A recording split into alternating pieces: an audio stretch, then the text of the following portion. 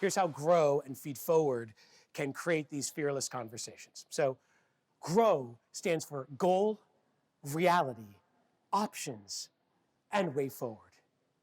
G is goal. It is how you talk about what is happening. It's where you create clarity for the other person. So Mark would pull me over and say, Joe, I know you're working towards that goal of, and I saw you had that tough interaction with the customer. Can we talk about what happened and just move forward on that? So notice how Mark doesn't just talk about the goal that I'm working towards, whatever that goal may be, but he also creates goalposts for me where he says what's happening and where it's happening. He creates a destination for that feedback, because when you name feedback, you can tame feedback. And it doesn't eliminate all the fear or make it all better, but by putting a container around it, it actually makes it easier for us to process. So first start with the goal, and then you move to the reality. This is where we match candor with caring. Now, it's one thing to force reality on somebody. We know how that feels. But it's another to help others face reality with a sense of purpose and support, that you're there for them, that it's not a game of gotcha, but got ya. I got ya here. We're winning together on this. And when you hear that kind of a message, when it's a message of support, it's a different tone, it's a different tune. When Mark says to me, Joe, I saw that was a tough interaction you had. I care about you and I care about our customers. I want to win together and I want to create happier customers. And I also want you to be happy because your happiness matters to me as well. So here's how we can move forward on this. Let's talk it out. That kind of feedback, it's almost magical. Researchers at the University of Texas wanted to understand the impact of feedback on performance. So they got together a bunch of high school English teachers, asked them to give out two different types of feedback. One group gave out generic feedback. Nice job, good work.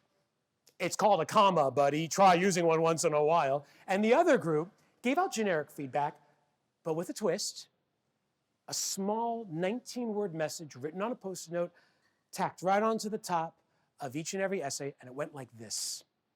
I am giving you this feedback because I have high expectations of you and know you can reach them.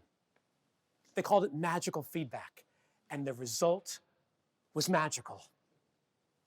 Over 70% of the students that got the magical feedback voluntarily revised their essays. And of that group, 30% outperformed the group that didn't get the magical feedback at all, showing that people don't care what we know until they know that we care. When you set a reality for people that challenges and supports them, there is no issue that can get in your way. The real magic happens, however, in the last two stages of GROW, options and way forward. Because if we want to activate people's sense of relatedness, of autonomy, these drivers of what makes people feel alive and energized at work, then we have to create more voice and choice. We have to put them in the driver's seat of that feedback. And to do that, we ask them the question, what are you seeing here? Joe, how are you seeing this? Here's how I look at it. What's your take?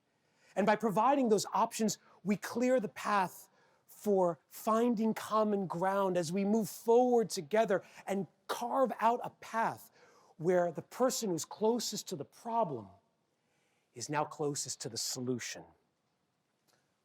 Goal, reality, options, way forward. When we grow together, there is nothing that keeps us apart. But if we want to help people grow, then we have to be careful about what we show, because what we show matters more than what we say.